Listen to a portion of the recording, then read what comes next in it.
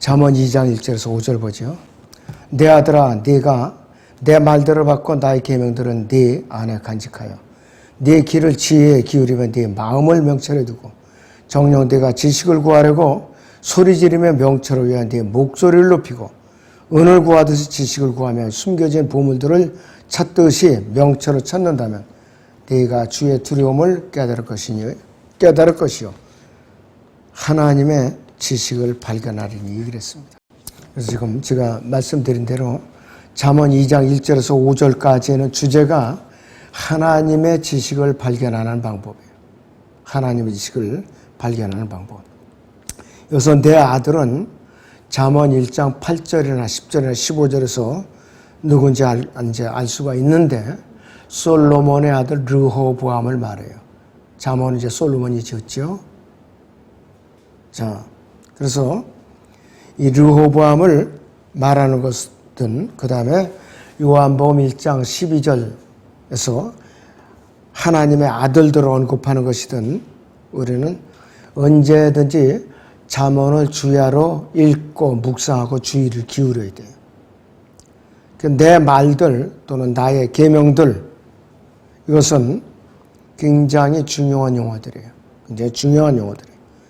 하나님께서는 모세의 십계명보다 하실 말씀이 굉장히 많은 분이에요. 굉장히 많은 분이에요. 그 하나님의 말씀들은 소중히 다뤄져야 돼요. 어느 것 하나 이제 소홀히 할 수가 없어요. 11개 상하라든지 역대기 상하, 특히 역대기 상하는 사람들 이름들이 쫙 날돼 있어요. 굉장히 지루하기 짝이 없지만은 그래도 하나님의 말씀이기 때문에 우리는 존중을 하지 않을 수가 없어요. 자, 그래서 하나님의 말씀이 메시지나 교리들이나 이 근본 사항들만이 소중한 것이 아니라 우리는 모든 것, 창세기 1장 1절에서부터 요한계시록 22장 끝절까지 다 소중한 하나님의 말씀이에요. 그리고 2장 1절에서 받고 간직하며 이 말이 나와요. 받고는 영어로 receive라고 그래요. R-E-C-I-V, receive라고 나오고 간직하면은 이제 여기서 hide, hid라고 그러는데 요한복음 17장 8절을 봅니다. 하나님께서 내게 주신 그 말씀들을 그들에게 전하였으니 그들은 그 말씀들을 영접하여 내가 아버지께로부터 온 것을 분명히 알았으며 또 하나님께서 나를 보내신 것을 믿나이다 이렇게 말씀을 하고 있습니다. 그 다음에 또 시편 119편 11절을 보면은 주의 말씀을 내 마음에 간직하였으니 이는 내가 주께 범죄치 아니하려 함이니이다 이렇게 말씀을 하고 있어요. 자, 문자 그대로 우리는 기록된 대로 소중하게 받아들여야 됩니다. 사람의 귀와 마음은 성경이 기록되기 전까지 또 지식과 지혜를 받아들이는 수단이었어요. 자, 그런데 성경이 기록된 이후에는 하나님의 메시지를 받는 수단은 하나님의 말씀을 받는 수단은 눈과 마음으로 바뀌었어요. 이 수많은 구절들에서 마음과 눈이나 믿는 마음과 귀가 굉장히 필요한 것이에요. 굉장히 필요한데 마태복음 13장 16절을 보시면은 그러나 너희 눈은 볼 수 있고 또 너희 귀는 들을 수 있으니 복이 있도다 그랬습니다. 복이 있도다 그랬어요. 그 성경에 기록되기 전까지는 여기서 귀와 마음이 하나님의 메시지를 받는 수단이었었어요. 성경이 기록된 때부터는 무엇으로 하나님의 메시지를 받았는가? 눈과 마음으로 받았어요. 눈과 마음으로. 자, 그러니까는 성경이 기록되기 이전에는 귀와 마음으로 받았고 성경에 기록된 때부터는 눈과 마음으로 하나님의 메시지를 받기 시작을 했던 것이에요. 자, 그렇기 때문에 우리는 하나님의 말씀을 받는 수단이 그러면은 창세기를 기록할 당시에는 모세는 BC 1500년경에 창세기를 기록을 했는데 어떻게 1500년 전의 일을 기록을 할 수 있었는가 궁금하지만은 하나님께서 특별한 은혜로서 이렇게 기록을 하게 했던 거예요. 그러니까 이제 영감으로 기록했다 이렇게 말씀을 하고 있는 것이죠. 모세가 인간적인 생각과 인간적인 지식으로 어떻게 1500년 전에 일을 기억할 수가 있겠느냐. 이것은 성령의 역사에서 그렇게 가능했던 것입니다. 자, 잠언 2장 1절에서 3절에서는 지혜와 명철과 지식이 언급이 되고 있어요. 지혜와 명철과 지식이 언급되고 있습니다. 자, 그래서 명철과 지식을 찾는 것은 그렇게 쉽게 찾아지는 것이 아니에요. 너무나도 우리는 금강에서 금맥을 찾듯이 그러한 심정으로 찾아내야 되는 것입니다. 그래서 이 구하는 자는 금을 채구라는 사람의 금을 찾아서 흙이나 모래를 일구는 것처럼 지식을 구하려고 소리를 질러야 하고 목소리를 높여서 지식을 바라고 구해야 되는 것이요. 여러분들 사금을 캐는 사람들은요, 수많은 모래 덩어리를 채로 쳐서 한 줌에 금을 갖다 채취하는 것이에요. 그리고 금광에서 금을 채취하는 사람들은 육중한 바위돌을 깨가지고 그것을 실어 나와서 녹여서 금을 이제 정련을 시키는 것이에요. 자, 그런데 이 충고를 받아들이는 사람들은 극소수에 불과해요. 아주 극소수에 불과합니다. 잠언 2장 3절 4절을 다시 봅니다. 자, 정녕 네가 지식을 구하려고 소리 지르며 명철을 위하여 내 목소리를 높이고 은을 구하듯이 지식을 구하며 숨겨진 보물들을 찾듯이 명철을 찾는다면 네가 주의 두려움을 깨달을 것이요 하나님의 지식을 발견하리니 그랬어요.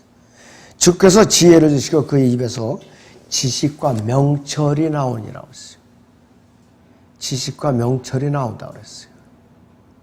그러니까 성경을 대하는 자세가 얼마나 진지해야 되는가.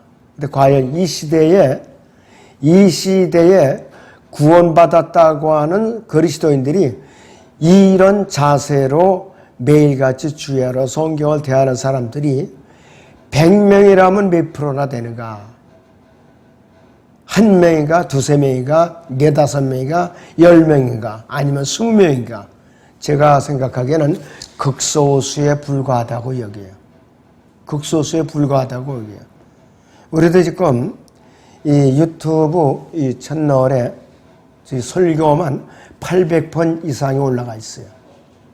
듣는 사람들이 별로 없어요. 제가 올린 것 중에 2012년에 처음 유튜브 방송을 했는데 UFO 같은 거, 타락한 천사들 이런 거는 궁금해가지고 2만 회 이상 이렇게 클릭을 했어요. 근데 이렇게 말씀을 풀어서 강론하는 걸 이렇게 듣질 않아요. 이 마지막 때의 현상입니다, 이것이. 자, 사람들이 먹고 사는 데는 열심히 일을 하죠. 그런데 성경에서 금맥을 찾듯이 지식과 명철과 지혜를 구하는 사람들은 극소수에 불과하다 이거지요. 너무나도 참 안타까운 일이 배교한 시대예요. 이 배교한 라우드케아 교회 시대의 특징이 바로 이겁니다. 라우드케아 교회 시대에 자, 금채굴자와 지혜를 구하는 자를 비교하는 것이 정확하다면은 진정으로 지혜를 사랑하는 그런 사람은 지혜를 얻기 위해서 집들과 땅을 과감하게 버릴 줄 알아야 돼요. 버릴 줄 알아야 된다. 자, 지혜를 구하는 자는 대개 혼자 다녀요. 간혹 한 명 정도 동행하고 다니죠. 사도 바울도 보세요. 신라를 데리고 다녔어요. 여러 명 데리고 다니지도 않았어요. 또 하루에 요즘 우리나라 근로 시간이 8시간이고 일주일에 40시간이죠. 성경에서 권하는 근로 시간이 몇 시간이냐? 12시간이에요. 하루에 12시간. 그래갖고 월요일부터 토요일까지 하는 거예요.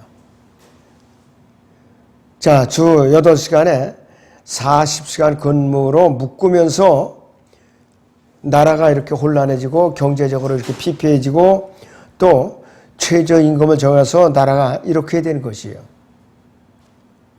왜 그러냐? 사업자들이 견뎌낼 수가 없는 것이. 자, 우리는 매 시간마다 지혜를 구하고 기도를 해야 되는데 이렇게 열렬하게 구하는 결과는 어떻게 얻어지느냐? 거기 잠언 2장 5절을 보시고요. 결과물이 어떻게 나오는가? 네가 주의 두려움을 깨달을 것이요 하나님의 지식을 발견하는 일이었어요. 성경에서 보물을 찾듯이 이렇게 찾아내면은 주의 두려움을 깨닫고 하나님의 지식을 발견할 수 있다고 그랬어요. 뿐만 아니라 9절에 보시면 그때 너는 의와 공의와 공평을 깨달으리니 정녕 모든 선한 길이라 이렇게 말씀을 하고 있을 뿐만 아니라 11절에 보시면 분별이 너를 보호할 것이요 명철이 너를 지켜 악인의 길과 비뚤어진 것들을 말하는 자로부터 너를 구해내리라 그랬어요. 하나님 말씀은 거짓말이 없어요. 정확합니다. 자, 그전 같은 사람들이요. 저희가 젊었을 때만 해도 어디서 부흥한다거나 성경 강연한다면은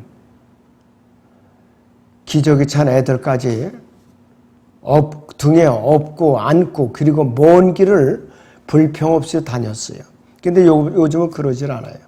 일주일에 수요기도회, 주일날 오는 거 이것도 아주 큰 생색 내듯이 이렇게 출석을 하는 게 이 시대에 바로. 그러니까 어떻게 지혜와 지식과 명철을 찾아낼 수가 있느냐 이것이에요.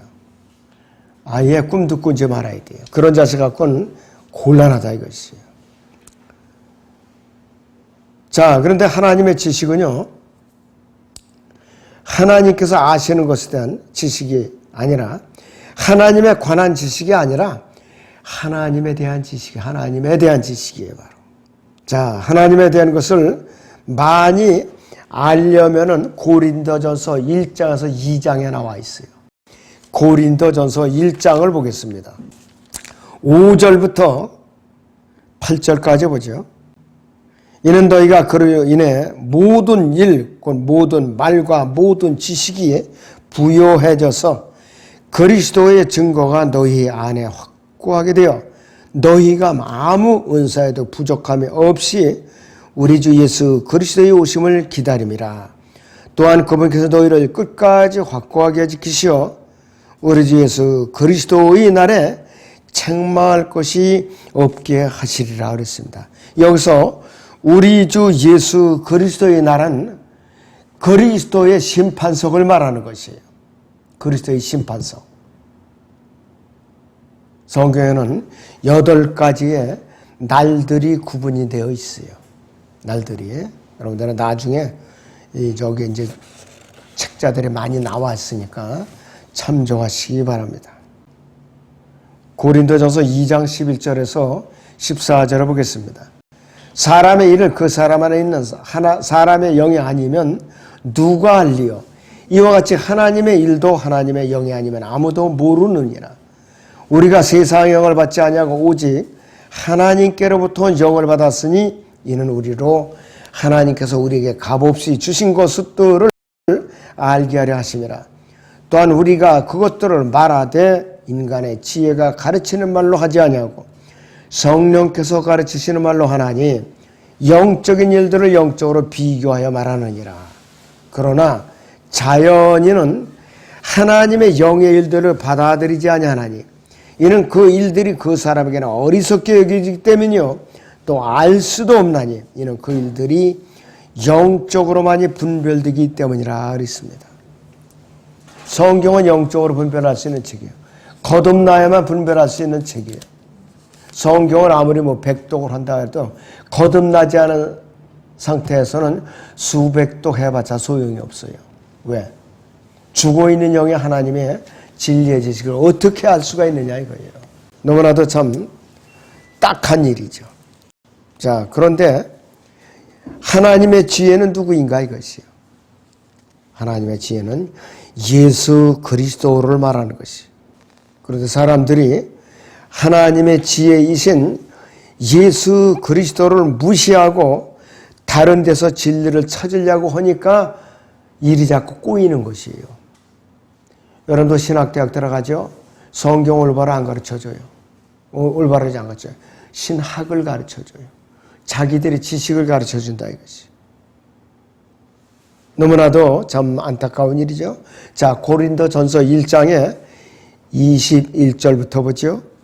하나님의 지혜에 있어서는 세상에 그 지혜로 하나님을 알지 못하였기에 하나님께서 복음 전파의 어리석음으로 믿는 자들을 구원하시기를 기뻐하셨느니라.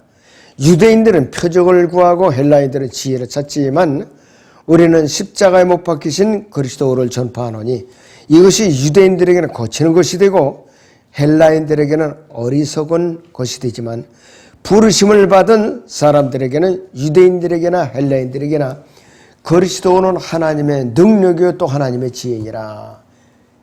그리스도는 하나님의 능력이요 또 하나님의 지혜라고 그랬어요. 이거 우리 귀담아 들어야 돼요. 이는 하나님의 어리석음이 사람들보다 더 지혜롭고 하나님의 연약함이 사람들보다 더 강하기 때문이라고 그랬어요. 사람들이 복음의 정의를 무엇이냐고 물어보면은 다 구구가까우로 대답을 해요. 아주 단순하다 이것이요. 고린도전서 15장 3절 4절을 보죠. 내가 받은 것을 먼저 너에게 전달하였나니 이는 성경대로 그리스도께서 우리의 죄들로 인하여 죽으시고 장사되시다가 성경대로 셋째 날에 다시 살아났어 그랬어요. 성경대로 죽으시고 장사되시고 성경대로 셋째 날에 다시 살아나신 것이 복음의 정의예요. 성경대로 죽으시고 장사되시다가 성경대로 셋째 날에 다시 살아나신 것. 이것이 여러분들 복음의 정의입니다. 누가 물어보면 복음의 정의 즉각적으로 대답이 나올 수가 있어야 돼요. 자, 그렇다면 그분께서 왜 부활하셨냐 이거예요. 로마서 4장 25절을 보시죠. 예수께서는 우리의 범죄함을 인하여 들어지셨고 우리의 의롭게 하심을 위하여 다시 일으켜 주셨느니라 이거예요. 그분께서 만약에 부활하시지 않으셨다면 우리는 의롭게 될 수가 없어요. 그리스의 철학이나 이 시대의 배교한 이 신학은 하나님의 지식을 대신할 수도 없고 불가능한 것이. 무지하기 짝이 없다 이것이.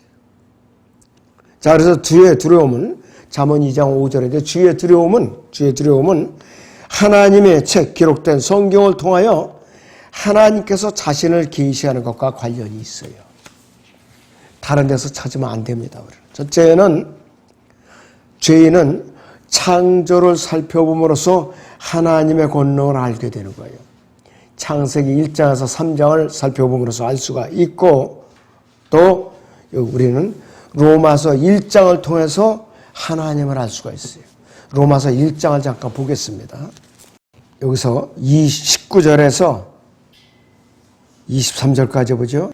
이는 하나님을 알만한 것이 그들 속에 나타나 있기 때문이니 하나님께서 그것을 그들에게 보이셨습니다. 세상의 창조 때부터 그분에 속한 보이지 않는 것들이 분명히 보여졌고 심지어는 그분의 영원한 능력과 신격까지도 만들어진 것들에 의해 알려졌으므로 그들이 변명하지 못하느니라. 이는 하나님을 알되 하나님께 합당한 영광을 돌리지 아니하고 감사치도 아니하며 도리어 그들이 상상들이 허망해지고 그들이 어리석은 마음이 어두워졌기 때문이니 그랬습니다.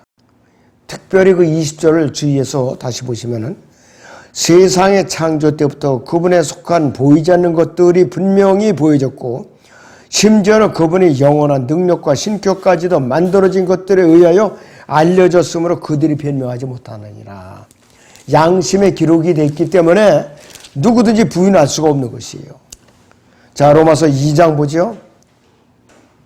14절에서 16절을 보세요, 여러분들. 율법이 없는 이방인들이 본성으로 율법에 있는 일들을 행할 때에는 율법이 없어도 이것들이 스스로에게 율법이 되나니 그들의 양심도 증거하고 그들이 이성에 송사하거나 서로 변명하여 그들이 마음에 기록된 율법의 행위를 보여주느니라. 이런 일은 하나님께서 나의 복음대로 예수 그리스도를 통하여 사람들이 은밀한 것들을 심판하실 그날에 있으리라. 사람들이 은밀한 것들을 심판하실 그날은 백보자 심판석을 말하는 것이요. 백보자 심판석. 두 가지 심판석이 있죠. 그리스도의 심판석, 백보자 심판석이 있어요. 거듭난 성도들은 그리스도의 심판석 앞에 섭니다. 구원받지 못한 신구약을 통틀어서 구원받지 못한 자들은 백보자 심판석 앞에 섭니다. 그때에 만약에 이건 가정하는 거예요. 만약에 이 교회 시대에도 정말로 복음을 한 번도 들은 적이 없다. 그런 사람들은 백보자 심판석에서 양심에 따라서 행위대로 심판을 받아요. 하나님께서 무조건 지옥으로 보내는 분이 아니에요. 정말로 그런 사람들이 있다면. 근데 확률이 거의 드물죠. 이 시대에는 복음 전하는 사람들이 많이 있고 책자들이 많이 있고 성경도 많이 있고 하다못해 교회 십자가도 여러 군데 걸려 있어서 빠져나갈 데가 별로 없어요. 너무나도 없다 이것이. 죄인은 하나님의 기록된 계시를 공부함으로써 기록된 성경을 공부함으로써 하나님의 창조에 대한 하나님의 태도를 알 수가 있다 이것이. 그리고 죄인은 하나님께서 그분의 영원한 목적들을 다 이루시기 전에 그것들을 알 수가 있어요. 이사야 48장을 보겠습니다. 4절에서 5절을 봅니다. 이는 내가 완고하며 네 목은 쇠근육이요 네 이만한 노쇠임을 내가 알았기 때문이라. 나는 처음부터 그 일을 네게 선포하였으니 그 일이 일어나기 전에 내가 그것을 네게 보여주었느니라. 그렇지 않았다면 네가 말하기를 나의 우상이 그 일대로 행했으며 나의 새긴 형상과 주종한 형상이 그들에게 명하였다 하였으리라 그랬습니다. 네가 들었으니 이 모든 일을 보라. 그런데도 너희가 그것을 선포하지 않겠느냐. 내가 이제부터 새 일들 즉 네가 알지 못했던 감추어진 일들을 네게 보이리라. 그것들은 처음부터 있지 아니하고 이제 창조된 것이니 즉 그날 이전에는 네가 그것들을 듣지 못하였다는 것이라. 그렇지 않았다 하면 너는 보라 내가 그 일들을 알았노라고 말하였으리라. 그렇게 말씀하라고 있어요. 그리고 구원받지 못한 죄인은요, 아담에서 타락한 죄인은 하나님의 계시를 거부함으로써 하나님의 분노를 알 수가 있어요. 진리를 거부하면 어떠한 벌이 따르느냐. 요한복음 3장 36절을 보죠. 아들을 믿는 자는 영생을 가졌고 그랬습니다. 아들을 믿는 자는 영생을 가졌고 그 아들을 믿지 않는 자는 생명을 보지 못하고 오히려 하나님의 진노가 그 사람에 머물러 있느니라고 하더라 했어요. 일단 복음을 전하고 나면요, 전한 사람은 책임이 없어요. 일단 복음을 한 번이라도 들은 사람은 그 순간부터 복음을 거절하면은 하나님의 저주가 그 사람에게 계속 따라다녀요. 그 사람의 숨이 멈추는 순간 그 사람의 혼은 즉시 지옥으로 가는 거예요. 즉시 지옥으로 가는 것이에요. 참으로 안타까운 일이죠. 자, 그리고 이 구원받지 못한 죄인은요, 하나님의 계시에 복종함으로써 하나님의 사랑을 알게 돼요. 하나님의 계시에 복종함으로써 하나님의 사랑을 알 수가 있는 것이에요. 요한서 4장 8절에서 10절을 봅니다. 사랑하지 아니하는 자는 하나님을 알지 못하나니 하나님은 사랑이시기 때문이라. 우리를 향한 하나님의 사랑이 이렇게 나타났으니 꼭 하나님께서 그의 독생자를 세상에 보내신 것은 우리로 그를 통하여 살게 하려 하심이라. 여기에 사랑이 있으니 우리가 하나님을 사랑한 것이 아니요 그분이 우리를 사랑하시고 그의 아들을 우리 죄들을 위하여 화목제물로 보내신 것이라 그랬습니다. 우리가 하나님을 사랑하는 것이 아니라 하나님께서 우리를 먼저 사랑하신 거예요. 그래서 예수 그리스도를 화목제물로 우리에게 보내주신 거예요. 우리가 잘나서가 아니라, 우리가 의로워서가 결코 아니라 이것이에요. 자, 요한서 3장의 24절 보세요. 그의 계명대로 지키는 사람은 그분 안에 거하고 그분은 그 사람 안에 거하시느니라. 이로써 우리에게 주신 성령에 의하여 우리는 그분이 우리 안에 거하시는 것을 아느니라 그랬습니다. 이 구원받은 성도들은요, 성령께서 내 안에 내주어 계시는 것을 알게 돼 있어요. 그러니까는 죄를 지으면 바로 잡아 그러는 거예요. 바로. 자, 구원받지 못한 죄인은 찬양과 기도를 통해서 하나님의 섭리적인 돌보심을 알 수가 있어요. 하나님의 섭리적인 돌보심을 알 수가 있는 것이에요. 그리고 이 죄인은 이 미술이나 음악이나 스포츠나 과학이라든지 철학, 종교, 온갖 죄들, 정책들, 정부, 운동, 돈, 자녀, 양육, 결혼, 이혼, 분리, 공산주의, 기타 여러 가지 누구라도 이름을 다 댈 수 있는 여러 가지 주제에 대해서 하나님께서 보시는 관점을 성경을 공부함으로써 올바로 알 수가 있어요. 세상이 보는 관점에서는 이 세상은 점점 멸망의 길로 가고 있어요. 하나님의 보는 관점에서는, 성경적인 관점에서는 세상은 멸망의 길로 가고 있어요. 그런데 세상적인 관점에서는 세상이 점점 나아지고 있다, 이러고 있어요. 이건 뭐냐? 예수 그리스도의 재림 없이 이 세상의 세상정부주의자들이 왕국을 세워서 직접 통치한 후에야 예수님이 오신다, 있다오는 소리 하는 거예요. 무천년주의자나 이 후천년주의자들이 하는 수작들이죠. 그래서 하나님의 지식은 불가지론자들이 사람들로 생각하게 하는 것처럼 쉽게 접근할 수 있는 것은 아니죠. 자, 헤롯과 빌라도 같은 이런 사람들 결코 하나님 말씀을 깨달을 수가 없어요. 자, 그래서 이 아인슈타인이라든지 칸트 같은 철학자들은 불가능한 일이라고 결론을 내린 것에 대해서 농부들, 석탄을 캐는 광부들 같은 이 땅의 최하류층에 속한 사람들은 쉽게 발견할 수가 있는 거예요. 왜? 겸손하니까. 마음이 열려 있으니까. 이런 마음으로 성경을 금광에서 금맥을 캐듯이 공부하지 않으면 진리의 지식을 발견할 수가 없어요. 오늘 여기서 마치죠.